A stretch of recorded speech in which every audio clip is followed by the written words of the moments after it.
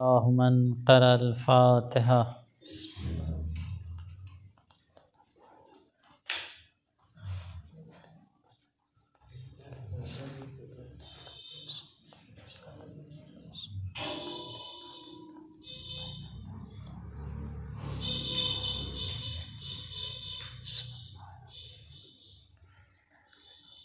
لا حول ولا قوة إلا بالله العلي العظيم. حسبنا الله ونعم الوكيل، نعم المولى ونعم النصير. الحمد لله الذي هدانا لهذا وما كنا لنهتدي لولا أن هدانا الله. لقد جاءت رسل ربنا بالحق، ثم الصلاة والسلام على أشرف الأنبياء والمرسلين، خاتم النبيين، محبوب رب المشرقين والمغربين، جد الحسن والحسين أبي القاسم محمد.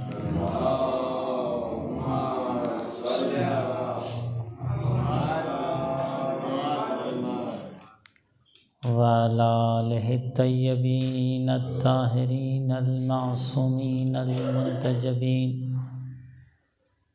لا سيما بقية الله في الأرضين، واللعن الدائم على أعدائهم أجمعين. أما بعد، فقد قال الله الحكيم في القرآن المجيد والفرقان الحميد: إنما يريد الله ليذهب عنكم الرجس أهل البيت ويطهركم تطهيرا. صلوات بجوار محمد.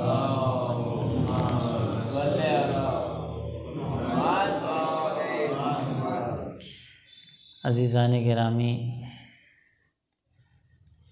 شہزادی دو عالم فاطمہ زہرا سلام اللہ علیہا، رسول کی لخت جگر، آپ کی شہادت کی تاریخ جس میں یہ مجلس عزا برپا ہوئی ہے، اور آپ حضرات مسلسل ذکر و فضائل بی بی دو عالم سنتے آ رہے ہیں، اور شہزادی کی مصیبت کا پرسہ ان کے بابا رسول خدا کو، ان کے شوہر علی مرتضیٰ کو پیش کر رہے ہیں۔ شہزادی کی زندگی اور آپ کی جو شخصیت ہے وہ تاریخ میں ایک بہت ہی نمایاں اور واضح اور روشن شخصیت ہے۔ دنیا نے لاکھ چاہا کہ نور اہل بیت کو بجھا دیا جائے، خاموش کر دیا جائے، لیکن جتنا اس نور کو بجھانے کے لیے، اس نور کو ختم کرنے کے لیے، اس چراغ کو بجھانے کے لیے کوشش کی گئی، تاریخ میں یہ چراغ اور روشن ہوتا گیا۔ ظلم کے ذریعے، تشدد کے ذریعے، تلوار کے ذریعے، طاقت کے ذریعے ہر کوشش کی گئی کہ نور اہل بیت، جو کہ اللہ کی طرف سے نور بن کے آئے تھے، جس مرحلے میں بھی ممکن تھا، جو ہو سکتا تھا، انہوں نے کوشش کی۔ یریدون ان یطفئوا نور اللہ بافواہہم، قرآن کہہ رہا ہے وہ اللہ کے نور کو اپنی پھونک سے بجھانا چاہتے ہیں۔ اللہ کے نور کو اپنی پھونک سے بجھانا چاہتے ہیں۔ واللہ متم نورہ، لیکن اللہ اپنے نور کو کامل کر کے رہے گا۔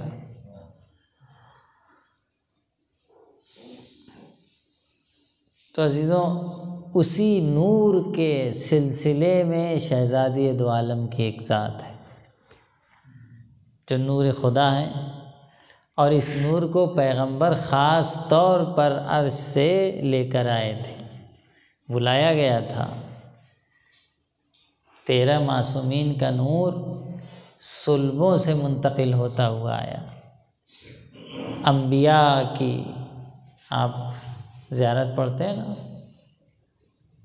کنتم فی الاصلاب الشامخہ والارحام المطہرہ، آپ پاک و پاکیزہ صلبوں میں اور پاک و پاکیزہ رحموں میں آپ کا نور منتقل ہوتے ہوئے آیا۔ جناب عبداللہ اور جناب ابو طالب میں یہ نور 2 حصے میں تقسیم ہوا، ایک سے محمد کی ذات ہوئی، ایک سے علی ابن ابی طالب علیہ السلام کی ذات۔ لیکن نور فاطمہ ان صلبوں میں نہیں، پیغمبر کو عرش پر بلایا جا رہا ہے اس نور کو عطا کرنے کے لیے۔ اب آپ سمجھیے عظمت سیدہ کہ شہزادی دو عالم کی کیا عظمت ہے اور آپ کی ذات کیا ہے کہ خاص طور پر رسول کو دعوت دی جا رہی ہے اس نور کو عطا کرنے کے لیے۔ اسی لیے تو اللہ نے کہا کہ انا اعطیناک الکوثر، اے میرے رسول ہم نے آپ کو کوثر عطا کیا ہے۔ یہ انداز گفتگو بتا رہا ہے کہ یہ کوئی معمولی نعمت نہیں ہے، یہ کوئی معمولی نور نہیں ہے، بلکہ ایک خاص نعمت ہے جو اللہ اپنے حبیب کو عطا کر رہا ہے۔ انا اعطینا، ہم نے عطا کیا۔ اب واضح سی بات ہے کہ جب کوئی بڑی شخصیت کسی کو بلاتی ہے اور اس لیے بلاتی ہے کہ اس کو کوئی انعام دیا جائے، کوئی ایوارڈ دیا جائے، تو جیسی شخصیت ہوتی ہے ویسا ہی انعام اور ایوارڈ دیا جاتا ہے۔ ایک معمولی اسکول کا ٹیچر یا پرنسپل اگر کسی بچے کو ایوارڈ دے گا یا گفٹ دے گا تو کچھ اور ہوگا، اگر کسی یونیورسٹی کے بڑے پروفیسر یا مینجمنٹ کو دیکھنے والے، کسی سسٹم کو چلانے والا اگر کوئی انعام و جائزہ اور ایوارڈ دے گا تو اس کی ویلیو کچھ اور ہوگی۔ اور اگر کوئی پریسیڈنٹ، ملک کا رہنما، کوئی بادشاہ کسی کو کچھ عطا کر رہا ہے تو پھر اس کی ویلیو کچھ اور ہوگی، ہوگا یا نہیں ہوگا؟ ایسے ہی ہوگا۔ اگر آپ کے پاس فون آئے کہ بھائی دہلی سے فون آیا ہے، پریسیڈنٹ نے آپ کو بلایا ہے یا کسی بڑے عہدے والے نے آپ کو بلایا ہے، اور آپ گئے اور وہاں سے جب واپس آئے تو ہم نے پوچھا کہ جناب آپ کے پاس فون آیا تھا اور آپ وہاں پریزیڈنٹ ہاؤس سے فون آیا تھا اور آپ یقیناً آپ وہاں گئے ہوں گے تو آپ کو بہت ہی عظیم انعام و اکرام سے نوازا گیا ہوگا، تو آپ بتائیے کہ آپ کو کیا ملا وہاں، کیا انعام دیا؟ اگر ایک بادشاہ آپ کو بلا رہا ہے اپنی جلالت و عظمت کے باوجود، اپنی جلالت و عظمت کے ساتھ، اور آپ اپنے جیب سے ایک معمولی سا پین نکالیں بطور مثال اور کہیں کہ ہاں بلایا تو تھا، یہی عطا کیا ہے، تو سب مسکرائیں گے کہ مذاق نہ کریے، کیا بتائیے کیا ملا ہے، اصلی چیز بتائیے۔ کہ بھئی کیوں؟ کہا نہیں، وہ اتنے بڑے مقام کے ساتھ جب بلا رہے ہیں تو کوئی معمولی چیز نہیں دے سکتے، کوئی ایسی چیز ہوگی جو بہت ہی قیمتی و باعظمت ہوگی۔ تو اللہ اپنی ربوبیت و الوہیت کے ساتھ رسول کو بلا رہا ہے، عرش پر بلا رہا ہے، تو کوئی معمولی چیز عطا نہیں کرے گا۔ اور اسی لیے عطا کرنے کے بعد کہا بھی کہ انا اعطیناک الکوثر، اے میرے رسول ہم آپ کو کثرت عطا کر رہے ہیں۔ تو وہ کثرت کون سی کثرت ہے؟ وہ کثرت شہزادی دو عالم بی بی فاطمہ زہرا سلام اللہ علیہا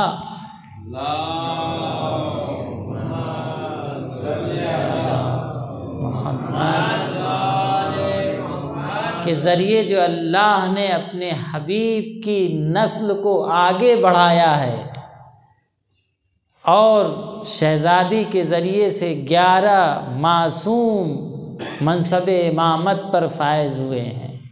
یہ ہے نسل کثیر۔ انا اعطیناک الکوثر، ہم آپ کو کوثر عطا کر رہے ہیں۔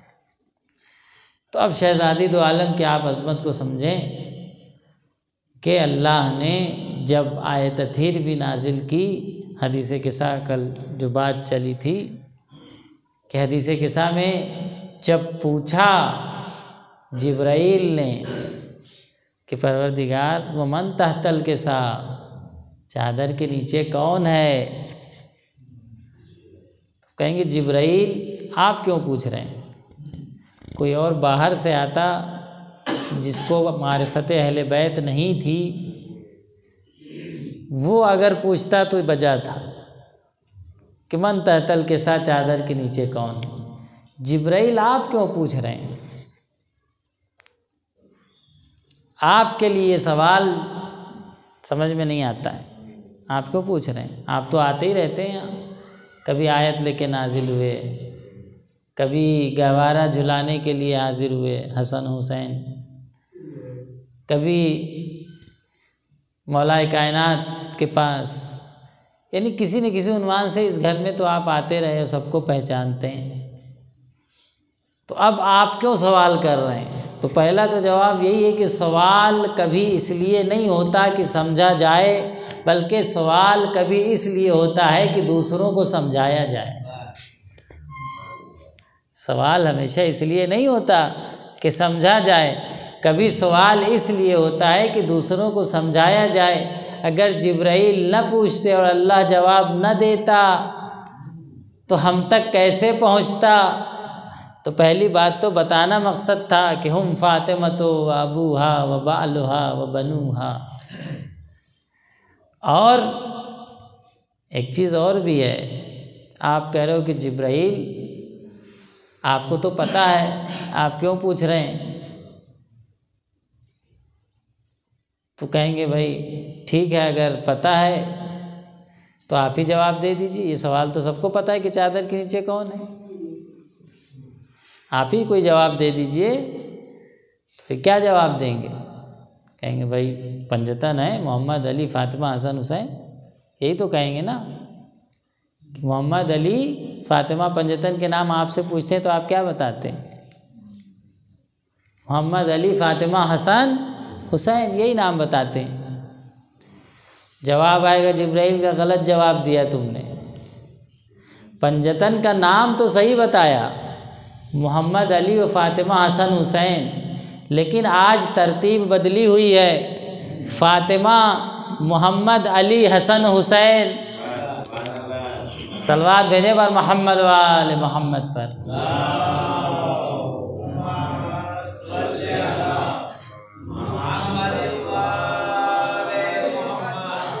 دیکھیے آج کی شب بیوی کی شہادت کی شب ہے، فضائل اور مصائب گرچہ تعداد محدود ہے لیکن جو موجود ہیں وہ بیداری کے ساتھ سنیں، چہرے سے بیداری کے آثار نظر آئیں۔ ہمارے یہاں کوانٹٹی پہ مسئلہ آگے نہیں بڑھتا ہے، ہم تو کوانٹٹی کے قائل ہی نہیں ہیں، کہ تعداد کتنی ہو، ہم تو کوالٹی کی قائل ہیں، کم ہوں لیکن با کوالٹی ہوں، کیفیت والے ہوں، سننے والے کم ہوں لیکن کوالٹی کے ساتھ سن رہے ہوں تو زیادہ والوں سے بہتر ہوا کرتے ہیں۔ صلوات بھیجے بر محمد وآل محمد۔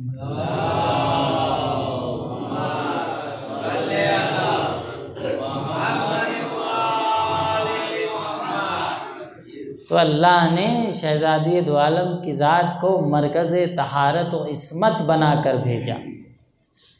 رسول کی بیٹی ایک معصومہ ہے، 14 معصومین کے جرمٹ میں ایک بیوی ہے جو وہ معصومہ ہے۔ یہ بھی عظمت سیدہ میں اور اضافہ کر دیتا ہے کہ اللہ نے صرف ایک بیوی کو معصومہ بنا کر بھیجا، اور سیدۃ نساء العالمین آپ کا لقب ہے۔ کیونکہ جب اللہ ان ذوات کی طہارت کی سند دے رہا ہے، اچھا ہوا بھی بادشاہ کا دربار کسی دور میں سجا ہوا تھا اور وہاں پر یہ بات چھڑ گئی، کیونکہ بادشاہ لوگ ایسی باتیں چھیڑتے بھی ہیں۔ یہی خلیفۃ المسلمین تھے، کوئی غیبت کے بعد کے زمانے کا ہے۔ تو بات چھڑ گئی کہ بھائی یہ بتائیے کہ سیدہ فاطمہ افضل ہیں یا مریم؟ تو بادشاہ لوگ کبھی کبھی علماء کو جمع کرتے تھے، خاص کر کے مسلمان جو بادشاہ ہوا کرتے تھے، کچھ مولانا ان کے پاس ہوا کرتے تھے، ہم کہتے ہیں درباری ملا۔ جو درباری ملا ہوا کرتے تھے وہ دین پہ کم، بادشاہ کے دین پر زیادہ چلتے تھے۔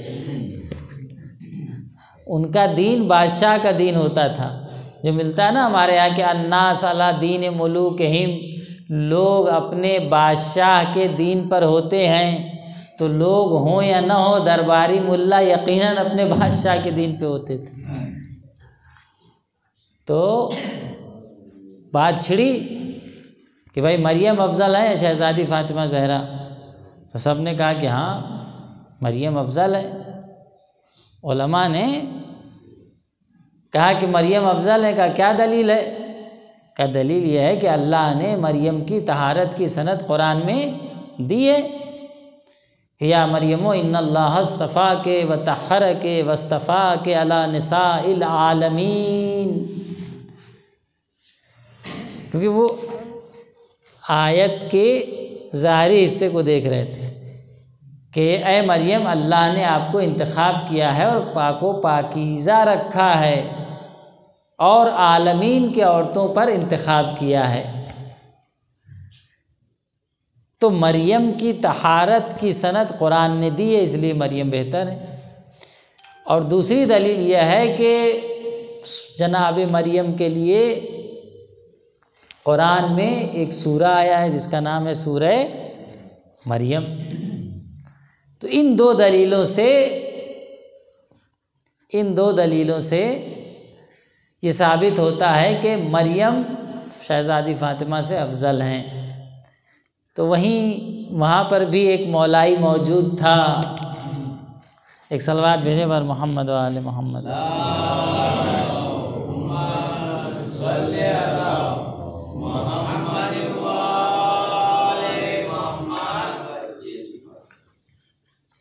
اللہ کا یہ نظام ہمیشہ رہا ہے کہ ہر باطل کے گروہ میں کوئی نہ کوئی حق بولنے والا پیدا کر دیتا ہے۔ دنیا کو اپنی حجت سے خالی نہیں رہنے دیتا۔ اب جہاں دربار سجا ہے اور اس طرح کی باتیں ہو رہی ہیں، ایک مولائی موجود تھا، اس نے کہا بادشاہ جواب غلط ہے۔ اب بادشاہ جب اتنے علماء تصدیق کر رہے ہوں تو اب سوچیے کہ بادشاہ کا تیور کیا ہوگا۔ بادشاہ نے کہا کہ اگر جواب غلط ہے تو تم جواب صحیح دو، دلیل پیش کرو۔ کہا جواب غلط ہے، فاطمہ افضل ہیں مریم سے۔ تو کہا اگر فاطمہ افضل ہیں مریم سے اور جواب غلط ہے تو تم ثابت کرو، اور اگر ثابت نہیں کر پائے تو تلوار ہوگی اور تمہاری گردن ہوگی۔ لیکن علی کے چاہنے والا کبھی کسی مشکل میں پھنس کے رہتا نہیں۔ بھائی جس کا مولا حلال مشکلات ہو، جس کا مولا حلال مشکلات ہو، وہ بھی دفاع کس ذات سے کر رہا ہے؟ فاطمہ کی ذات سے دفاع کر رہا ہے، فاطمہ کی ذات سے دفاع کر رہا ہے، وہ ذات جو علی کے لیے بھی مشکل کشائی کرتی ہے۔ آپ کہتے ہیں نا کہ علی مشکل کشا ہیں، علی حلال مشکلات ہیں، علی مشکلات کو حل کرتے ہیں۔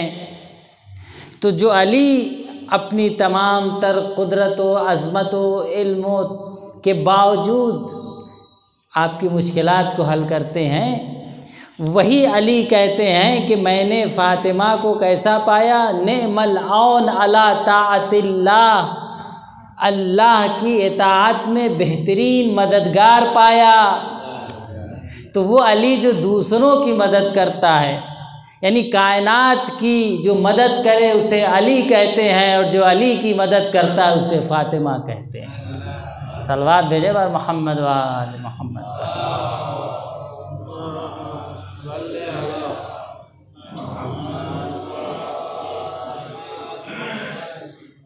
تو یہ چاہنے والا اس نے کہا نہیں، شہزادی فاطمہ کی ذات مریم سے افضل ہے۔ کہا دلیل پیش کرو۔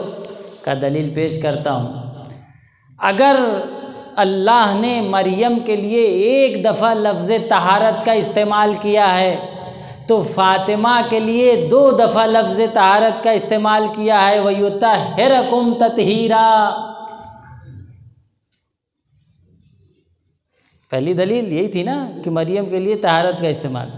اور امیر سنو، اگر اللہ نے مریم کے لیے ایک سورہ نازل کیا ہے سورہ مریم، تو فاطمہ کی شان میں 2 سورہ نازل کیا، ایک سورہ کوثر اور دوسرا سورہ دہر۔ ایک سورہ کوثر اور دوسرا سورہ دہر۔ اور سنو امیر، دیکھیے یہ ہوتا ہے مولائی، دلیل پہ دلیل پیش کرتا جا رہا ہے۔ کہہ رہا ہے اور سنو، مریم اپنے حجرے میں تھی، ملک وہاں پہنچا اور اس نے جا کر خبر دی۔ مریم اپنی پرسنل لائف میں تھی، حجرے میں تھی، ملک وہاں گیا، اجازت لینے کی ضرورت نہیں پڑی، ملک پہنچ گیا، خبر دے آیا۔ فاطمہ پنجتن کے ساتھ چادر کے نیچے ہیں، لیکن جب جبرائیل کو آنا پڑ رہا ہے تو اجازت لینی پڑ رہی ہے کہ یا رب اتاذن لی ان اہبط الی الارض فاکون معہم سادسا۔ پڑھتے نا آپ حدیث کے سامنے کہ پروردگار کیا مجھے اجازت ہے؟ تو جبرائیل بغیر اجازت کے فاطمہ کے گھر میں نہیں آ سکتے۔ اور سنو فضیلت کہ مریم کے صرف ایک بیٹے ہیں عیسیٰ، اور وہ معصوم ہیں، اور فاطمہ کے 11 بیٹے ہیں اللہ نے معصوم بنائے ہیں۔ اب آپ بتاؤ کہ مریم افضل یا فاطمہ کا؟ اور سنو، مریم کے ایک بیٹے ہیں لیکن شہادت نصیب نہیں ہوئی، آسمان پہ چلے گئے۔ فاطمہ کے 11 بیٹے اور سب شہید ہوئے راہ خدا میں۔ اب تم بتاؤ کہ فاطمہ افضل یا مریم؟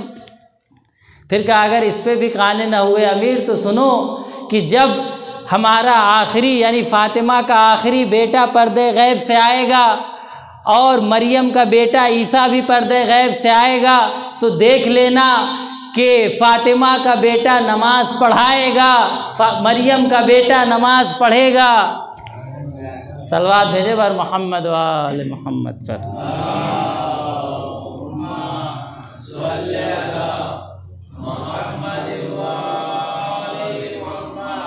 فاطمہ کا بیٹا نماز پڑھائے گا اور مریم کا بیٹا نماز پڑھے گا۔ اب آپ بتاؤ کہ مریم افضل یا فاطمہ؟ دلیل پہ دلیل پیش کرتا گیا۔ تو اسے کہتے ہیں محب اہل بیت مولائی، کہ ہزاروں کے مجمع میں بھی حق بولنے سے انکار نہیں کرتا۔ اب آپ سوچیں کہ شہزادی دو عالم کی ذات کو ہم کسی سے بھی مقایسہ نہیں کر سکتے۔ اچھا، انہوں نے جو استدلال کیا تھا وہ استدلال کیا تھا؟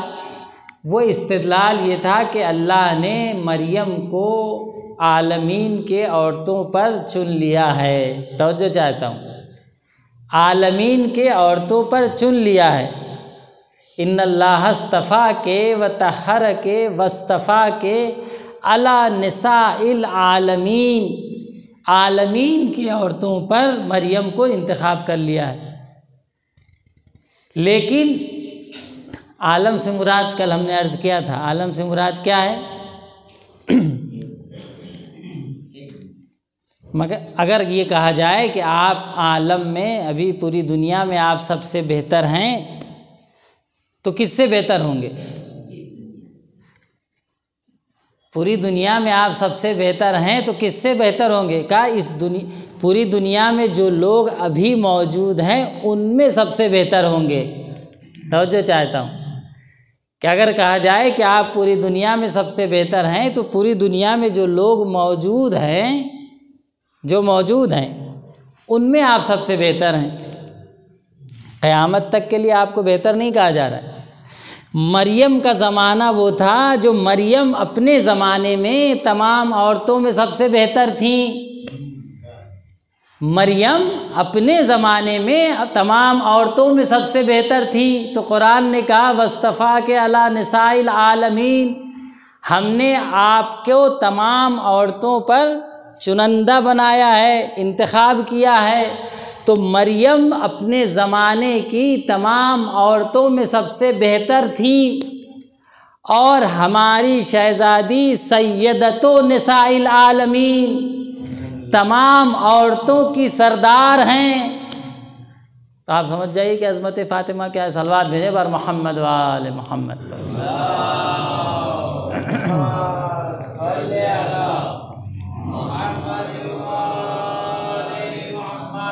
تو اللہ نے شہزادی دو عالم کو جو عظمت بخشی ہے، جو مرتبہ بخشا ہے، کہ آپ نے اپنی زندگی شہزادی کی آپ دیکھ لیجئے، پوری زندگی آپ دیکھ لیجئے، ہر کیفیت میں جو کردار فاطمہ زہرا سلام اللہ علیہا نے ادا کیا ہے، عزیزوں آج آپ کی شہادت کی تاریخ ہے۔ چاہے وہ ایک بیٹی کی حیثیت سے ہو، چاہے وہ ایک بیٹی کی حیثیت سے ہو، اور چاہے وہ ایک ماں کی حیثیت سے ہو، ایک زوجہ کی حیثیت سے ہو، اور چاہے وہ ایک ماں کی حیثیت سے، ہر صنف میں جو کردار شہزادی دو عالم نے ادا کیا ہے وہ کائنات کے لیے واقعاً آئیڈیل اور نمونہ ہے۔ کم سنی کا عالم ہے، گھر میں کوئی دعوت آتی ہے، جناب خدیجہ موجود ہیں، کوئی شخص، کوئی کنیز آتی ہے اور کہتی ہے کہ شادی میں آپ کو دعوت کرتے ہیں۔ ہوتا ہے نا کہ کہیں کسی بڑے گھرانے میں شادی ہے، تو جناب خدیجہ کہتی ہیں کہ میں کیا، اور میری تو عمر ہے، بہر صورت میری بیٹی فاطمہ کے پاس بھی کوئی زیور اور زینت کا سامان موجود نہیں۔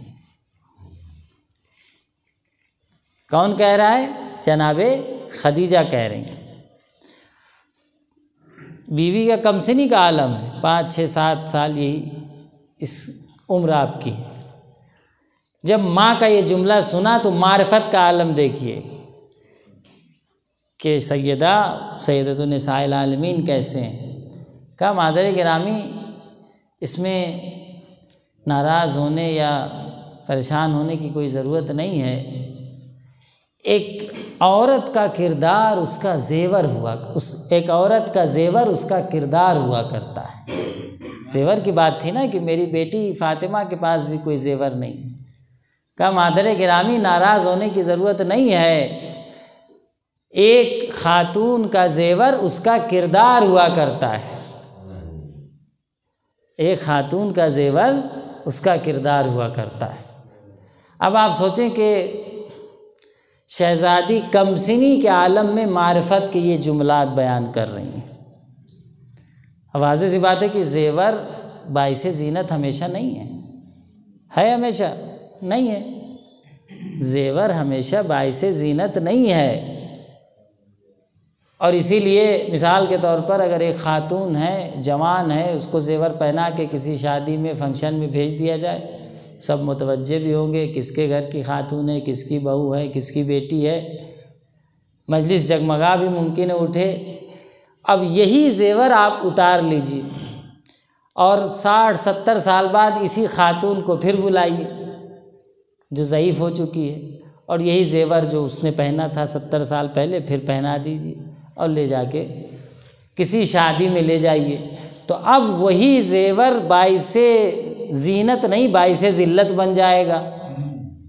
بن جائے گا نہیں بن جائے گا کہ ایک بوڑھی خاتون اتنا زیور پہن کے آئی تھی، تو اگر زیور باعث زینت ہوتا تو ہمیشہ ہوتا،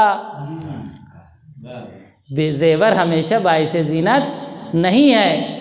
تو جیسی خاتون ہوتی ہے ویسا اس کا زیور ہوتا ہے، لیکن یہی ضعیف خاتون اگر کردار میں، تقویٰ میں، پارسائی میں، عفت میں، حجاب میں مشہور ہے تو جیسے ہی مجلس میں وارد ہوگی سب احترام میں کھڑے ہو جائیں گے۔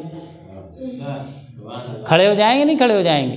زیور پہن کے نہیں آئی ہے لیکن کردار اس کے لیے زیور بنا ہوا ہے، کردار اس کے لیے زیور بنا ہوا ہے۔ تو جیسی خاتون ہوتی ہے ویسا ہی زیور ہوتا ہے۔ توجہ چاہتا ہوں، جیسی خاتون ہوتی ہے ویسا ہی زیور ہوتا ہے۔ معمولی گھرانے کی خاتون کا زیور سونا و چاندی ہے، اگر کوئی رائل فیملی کی خاتون ہے تو پھر اس کا زیور سونا و چاندی نہیں ہوگا، ہیرے و جواہرات ہوں گے۔ سونا اور چاندی نہیں ہوگا، ہیرے اور جواہرات ہوں گے، ہیرا ہوگا، ڈائمنڈ ہوگا، کیونکہ فیملی کا اسٹیٹس بڑھ گیا۔ تو اب جو شہزادی اللہ کی طرف سے نور بنا کر بھیجی گئیں، ان کے لیے یہ دنیاوی چیزیں زیور نہیں بن سکتی، یہ دنیاوی چیزیں ان کے لیے زیور نہیں بن سکتی ہیں۔ کیوں نہیں بن سکتی؟ کیونکہ یہ جو دنیاوی چیزیں ہیں جس معیار کی خاتون ہوتی ہے ویسے ہی زیور ہوتا ہے۔ اگر معمولی گھرانے کی خاتون ہے تو اس کا زیور کیا ہوگا؟ سونا و چاندی۔ اگر رائل فیملی کی خاتون ہے تو اس کا زیور کیا ہوگا؟ اس کا زیور ہیرے اور جواہرات ہوں گے۔ لیکن جس گھرانے کے ہاتھ کا دھون سونا و چاندی بن جاتا ہو، جس گھرانے کے ہاتھ کا دھون سونا و چاندی بن جاتا ہو، اشارہ کرے تو پہاڑ سونا بن جائے، تو اب سونا و چاندی ان کے لیے زیور نہیں بنتا۔ اب سیدہ کے لیے کیا چیز زیور بنے گی؟ آیت تطہیر زیور بنے گی، آیت مودت زیور بنے گی، سورہ کوثر زیور بنے گی، سورہ دہر زیور بنے گی۔ صلوات بھیجے بر محمد و آل محمد پر۔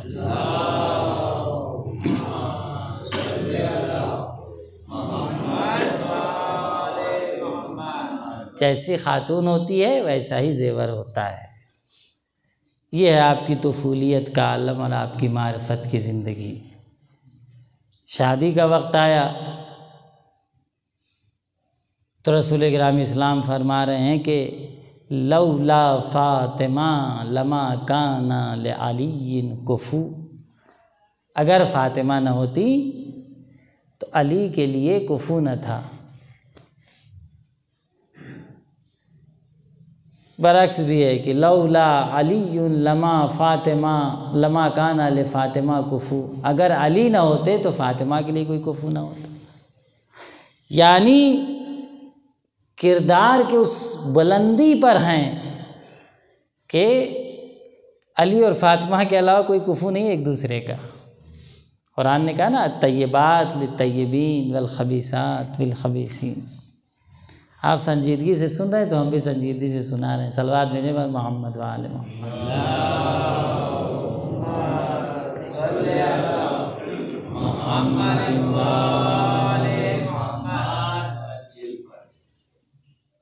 تو اب رشتہ لے کے آئے، دیکھیے شہزادی کی ازدواجی زندگی کو بھی آپ دیکھ لیجیے مختصر، کیونکہ اگر ہم ان محافل و ان مراسم میں شہزادی کی زندگی کو نہ سمجھیں تو پھر کب سمجھیں گے؟ اور اس سے اگر ہم درس و سیرت نہ لیں تو پھر کب لیں گے؟ یہ ایام فاطمیہ جو ہمارے سماج میں اور ہمارے معاشرے میں اب رائج ہو رہا ہے، یہ بھی ایک نعمت ہے۔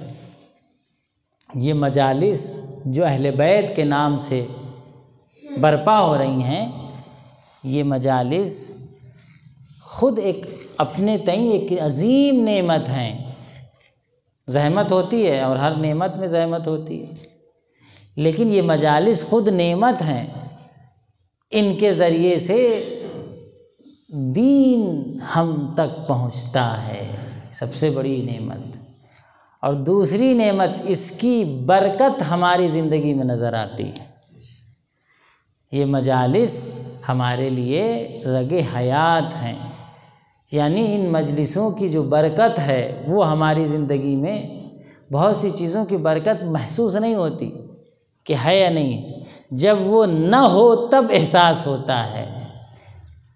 بہت سی نعمت کی برکت، کیونکہ نعمت یعنی اس میں کچھ برکت ہو تب وہ نعمت سمجھ میں آتی۔ تو نعمت کی برکت اس وقت سمجھ میں آتی ہے جب نعمت چلی جاتی ہے۔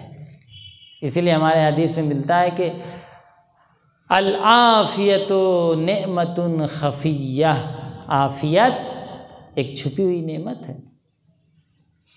عافیت ایک چھپی ہوئی نعمت ہے۔ اذا وجدت کفرت، جب موجود ہوتی ہے تو آدمی اس کا کفر کرتا ہے۔ کفر یعنی انکار، یعنی بھولا ہوا رہتا ہے، سوچتے ہی نہیں کہ ایسی کوئی چیز میرے پاس ہے۔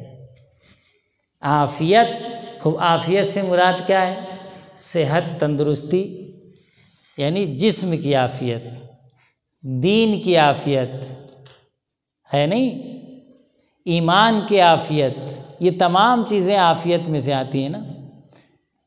امنیت، یہ تمام چیزیں نعمت ہیں۔ نعمت جب موجود ہوتی ہے تو آدمی اس کو بھولا رہتا ہے، جب چلی جاتی ہے تو پھر یاد کرتا ہے کہ وہ چلی گئی۔ اب سمجھ میں آئے کہ اللہ ہر نعمت کو کیوں پہلے نہ ہونے کے بعد عطا کرتا ہے۔ حکمت خدا کو سمجھیے کہ ہر نعمت اسی وقت نعمت محسوس ہوگی جب کبھی نہ رہی ہو۔ کوئی ایسی نعمت لائیے کہ جو ہمیشہ تھی آپ کے پاس اور آپ کہیں بہت بڑی نعمت ہے،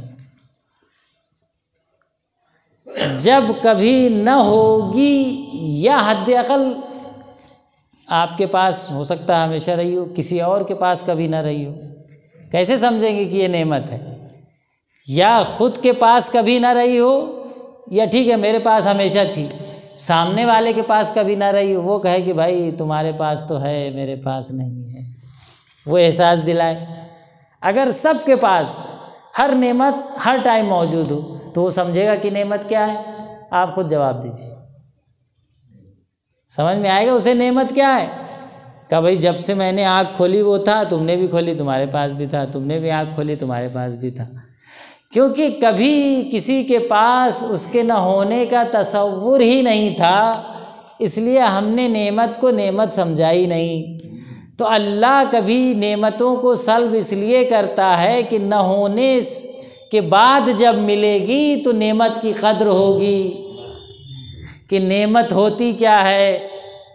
اور یہیں سے آپ کو جنت و جہنم کا تصور بھی سمجھ میں آ جائے گا۔ اگر پہلے ہی دن اللہ پیدا کر کے جنت میں بھیج دیتا تو نہ جنت سمجھ میں آتی نہ جہنم سمجھ میں آتی۔ انسان ضد سے بنا ہے، اپوزٹ سے بنا ہے، ہر چیز کی قدر اس لیے ہوتی ہے کہ اس کی اپوزٹ بھی پائی جاتی ہے۔ خوشی کا تصور اسی وقت ہمیں اچھا لگتا ہے اور لذت دیتا ہے جب غم کا بھی تصور ہو، اور غم کا تصور اسی وقت ہمیں غم کا احساس دلاتا ہے جب کبھی خوشی کا بھی تصور ہو۔ مالداری کا تصور اسی وقت ہمیں اچھا لگتا ہے کہ میں مالدار ہوں جب غریب کا تصور ہو۔ اگر غریب کا تصور نہ ہوتا تو مالداری بیکار ہے، خوشی کا تصور نہ ہوتا تو غم نہیں سمجھ میں آتا۔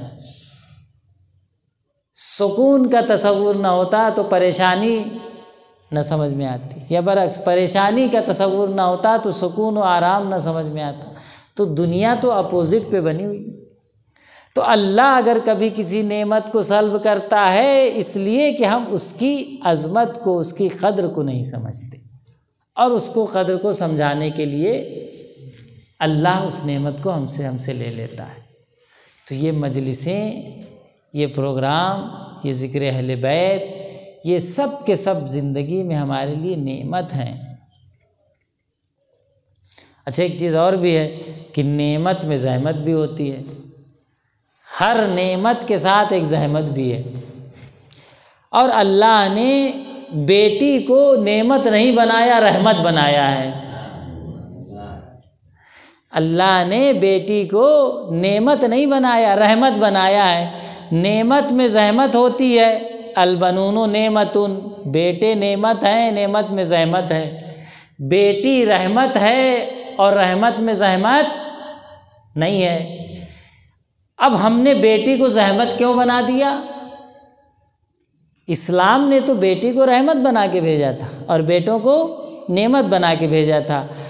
اب یہ رحمت کو زحمت بنانا یہ ہمارا کام تھا، رحمت کی رے پہ نقطہ لگانا یہ ہمارا کام تھا۔ بیٹی رحمت تھی اور بیٹا زحمت تھا، ہم نے نعمت کو زحمت بنا دیا اور زحمت کو نعمت سمجھ لیا، رحمت سمجھ لیا۔ صلوات بھیجے بار محمد و آل محمد پر۔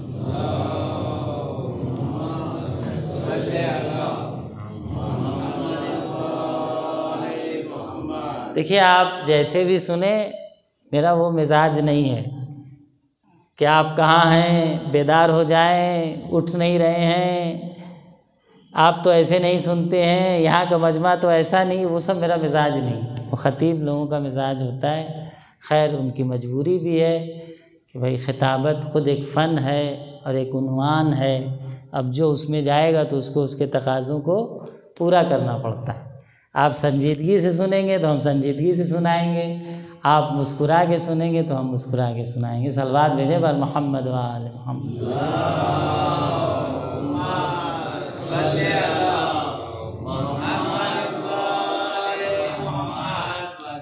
تو نعمت کو رحمت اور رحمت کو نعمت اور رحمت کو زحمت ہم نے بنایا ہے۔ رسول اللہ کو دیکھیے کہ آپ نے اپنی بیٹی کی شادی کیسے کی۔ علی کیا ہے تمہارے پاس مال دنیا میں؟ کہا یا رسول اللہ کچھ نہیں ہے، ایک گھوڑا، ایک تلوار، ایک زیرہ ہے۔ کہا گھوڑے کی تو ضرورت ہے بھائی، سواری ہے، کہیں جانا ہے، کیسے جائیں گے؟ تلوار کی بھی ضرورت ہے، جنگ لڑیں گے۔ یہ زیرہ ہی تھوڑا اضافی نظر آتی ہے، وہ بھی آپ کے لیے، کیونکہ وہ زیرہ علی کے لیے ہی اضافی ہو سکتی ہے۔ کچھ لوگ تو زیرہ تو چھوڑیے، بہر صورت علی آپ کے لیے زیرہ جو ہے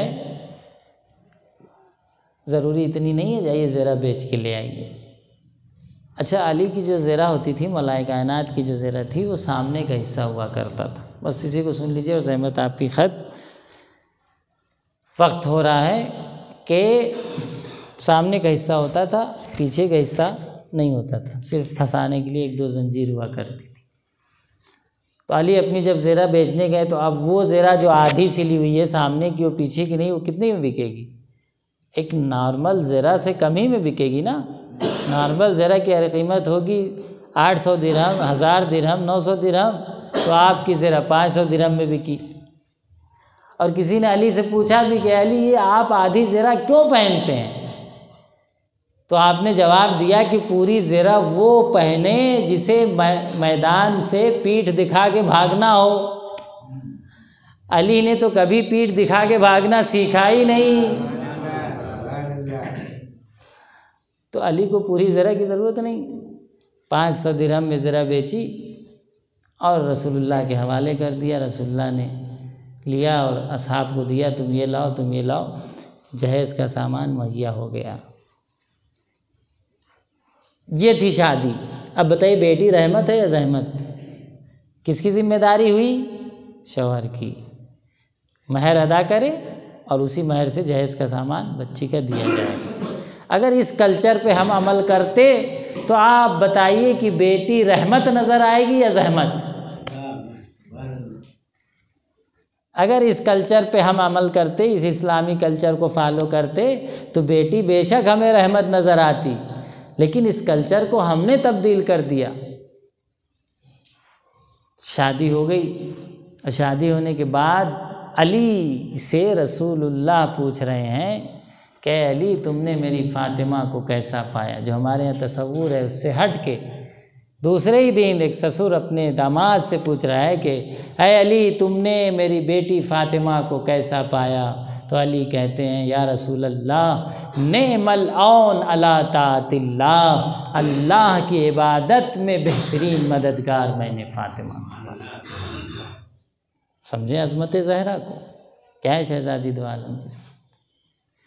وقت ختم ہوا، ماں کی بھی زندگی دیکھ لیجئے۔ حسن حسین دو بیٹے تربیت کیے، دونوں سیدہ شباب اہل الجنہ، جنت کے جوانوں کے سردار۔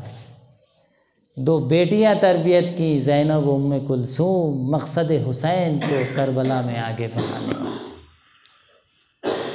یہ ہے شہزادی دو عالم کے ساتھ۔ ہاں عزیزوں، آج شہادت کی شب ہے، یقیناً اسی لیے آج مجلس کو تاخیر سے رکھا گیا ہوگا کہ شہادت کی شب ہے۔ بہت سے لوگ کام کے سلسلے میں، اپنے کاروبار کے سلسلے میں ہو سکتا ہے یہاں سے باہر جاتے ہوں، وہ لوگ آ جائیں تاکہ مجلس اپنے کیوں یہ مجلس تاخیر سے رکھی گئی؟ تاکہ حاضر ہو سکیں اور شہزادی کا غم منایا جا سکے، یہی نا۔ رسول کی بیٹی مدینے میں، وہ مدینہ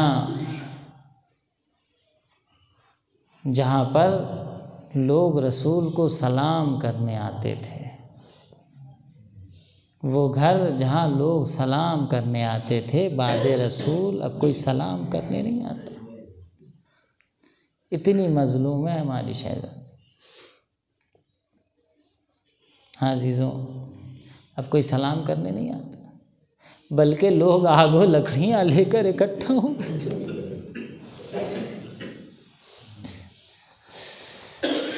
لوگ آگ و لکڑیاں لے کر اس در پہ اکٹھا ہو گئے۔ اللہ جانے علی نے اس مصیبت کو کیسے تحمل کیا ہو۔ ہمارے آپ کی شہزادی مصائب پڑھ رہی ہے، مرثیہ پڑھ رہی ہے، بابا صبت علیہ مصائب لو انہا صبت الایام سرن لیال۔ کیا مظالم رسول کی بیٹی پہ ڈھائے گئے عزیزوں۔ آپ دیکھیے کہ شہزادی کا جب آخری وقت آیا تو انہوں نے مولا کائنات سے وصیت کی کہ اے علی میری وصیت یہ ہے کہ دیکھو مجھے رات کی تاریکی میں دفن کرنا، غسلنی وکفنی ودفنی فی اللیل، اے علی مجھے رات کی تاریکی میں دفن کریے گا، مجھے رات کی تاریکی میں غسل دیجیے گا، مجھے رات کی تاریکی میں کفن پہنائیے گا۔ وصیت کر کے ایک مرتبہ شہزادی اسما سے کہتی ہیں کہ اسما دیکھو میرے جانے کا وقت قریب آ رہا ہے، میں حجرِ عبادت میں جا رہی ہوں، جب تک میرے تسبیح و تحلیل کی آواز آتی رہے سمجھنا کہ تمہاری شہزادی دنیا میں موجود، اور جیسے ہی تسبیح و تحلیل کی آواز قطع ہو جائے سمجھنا تمہاری شہزادی دنیا سے چلی گئی۔ لیکن جانے سے پہلے، یہ وصیت کرنے سے پہلے اسما کو ایک اور وصیت کی کہ دیکھو جب حسن حسین گھر میں آئیں گے تو بچے بھوکے، وہ ماں کا دل ہے نا، بچے بھوکے اور پیاسے ہوں گے، بچوں کو پہلے اسما کھانا کھلا دینا، اس کے بعد میرے مرنے کی خبر دینا۔ ہاں عزیزوں، شہزادی اپنے حجرِ عبادت میں جاتی ہیں، تسبیح و تحلیل کی آواز بلند تھی، ایک مرتبہ اسما کیا دیکھتی ہیں کہ تسبیح و تحلیل کی آواز ختم، تسبیح و تحلیل کی آواز ختم ہو جاتی ہے، رک جاتی ہے۔ اتنے ہی میں کیا دیکھتے ہیں کہ حسن و حسین بھی گھر میں داخل ہوتے ہیں، اور داخل ہونے کے بعد سلام کرتے ہیں۔ اسماء شہزادی کی وصیت کے مطابق کہتی ہیں بچوں آپ باہر سے آئے ہیں، بھوکے ہوں گے، کھانا کھا لیجئے۔ حسن و حسین کہتے ہیں اماں اسماء یہ کیا کہہ رہی ہیں؟ کبھی آپ نے دیکھا کہ ہم اپنی مادر گرامی کے بغیر، اپنی ماں کے بغیر کھانا کھائے ہوں؟ پہلے یہ بتائیے ہماری ماں کہاں ہیں؟ ایک مرتبہ اسماء نے لرزتے ہوئے ہاتھوں سے حجرے کی طرف اشارہ کیا۔ حسن حسین حجرے میں آتے ہیں، دیکھتے ہیں کہ ماں اس دنیا میں نہ رہی، ماں کے جنازے سے لپٹ جاتے ہیں۔ اجرکم اللہ اجرکم اللہ۔ ماں کے جنازے سے لپٹنے کے بعد ایک مرتبہ گھر سے باہر نکلتے ہیں اور سر سے اماں ماما پھینکتے ہوئے علی کی طرف دوڑتے ہیں، بابا ارے بابا ہم یتیم ہو گئے، اماں اس دنیا سے چلی۔ اجرکم اللہ اجرکم اللہ۔ ہاں عزیزوں، شہزادی کی وصیت کے مطابق علی نے رات کے ایک حصے میں جب لوگ آئے، مدینے کے لوگ، سب کو واپس بھیج دیا۔ اب علی اکیلے ہیں اور کچھ چاہنے والے ہیں، جو رات کی تاریکی میں غسل و کفن ہو رہا ہے۔ مقاتل یہ لکھتے ہیں عزیزوں کہ جب علی غسل دے رہے تھے تو غسل دیتے دیتے ایک مرتبہ علی آہ کھینچی اور رونے لگے۔ علی رونے لگے، سلمان دوڑے، مولا کیا ہوا، کیوں رو رہے ہیں؟ کہا اے سلمان ارے فاطمہ کی پسلیاں ٹوٹ گئی تھی، بازو ورم کر گئے تھے، اللہ اللہ صبر فاطمہ۔ اس مصیبت کو بھی علی سے نہ بتایا۔ اجرکم اللہ۔ جنازہ تیار ہوا، شب کی تاریکی ہے، اور اس شب کی تاریکی میں جب جنازہ تیار ہو گیا تو ایک مرتبہ علی نے، کیونکہ حسب دستور یہی ہوتا ہے نا، کسی گھرانے کی ماں اس دنیا سے جاتی ہے، کسی گھر کی خاتون دنیا سے جاتی ہے، تو یہ ہوتا ہے کہ جو سگے رشتہ دار ہیں، بچے ہیں، بھائی ہیں، باپ ہیں، رخصت ہو لیں۔ جب جنازہ تیار ہوا تو عزیزوں علی فاطمہ کی وصیت کے مطابق بچوں کو بار بار سفارش یہ کر رہے تھے کہ بچوں رو تو رہے ہو لیکن اس انداز سے رو کہ آواز گریہ مدینے والے سننے نہ پائیں۔ اللہ اللہ مظلومیت زہرا اور اللہ اللہ مظلومیت حسنین کی ماں پر دل کھول کے رو بھی نہیں پا رہے۔ مقاتل یہ کہتے ہیں کہ جب بچے روتے تھے آواز بلند ہوتی تھی تو آستین کو اپنی زبان سے اپنے دانتوں سے دبا لیتے تھے۔ عزیزو جنازہ تیار ہوا، حسن حسین بچوں سے کہا بچوں ماں سے رخصت ہو لو۔ تمام بچے ماں سے رخصت ہو لیے، لیکن امام حسین ماں کے قریب نہیں جا رہے ہیں۔ مولا کائنات کہتے ہیں بیٹا حسین آپ بھی رخصت ہو لیجئے۔ کہا نہیں بابا جب تک اماں نہ بلائے گی حسین نہ جائے گا۔ ایک مرتبہ بندے کفن ٹوٹے، ارے ہاتھ باہر نکلے، ماں میرے لال حسین آ میری آغوش میں آ جا۔ ہاں حسین ماں کی آغوش سے لگ گئے۔ الا لعنت اللہ علی القوم الظالمین وسیعلم الذین ظلموا ای منقلب ینقلبون۔ الہی سلامت ایمان، الہی سلامت ایمان، الہی سلامت ایمان۔ پروردگار ہماری اس خلیل سے عبادت کو قبول فرما، جو پریشان حال ان کے پریشانی کو دور فرما، جو مریضوں نے شفا عاجل و کامل نصیب فرما، شیعان حیدر کرار جہاں جہاں بھی ان کے جان مال عزت و آبرو کی حفاظت فرما۔ پروردگار ہمارے امام کے ظہور میں تعجیل فرما اور ہم کو ان کے انصار خاص میں سے شہزادی کونین جناب فاطمہ زہرا سلام اللہ علیہا کی خدمت میں پیش کروا گزارش۔ بسم اللہ۔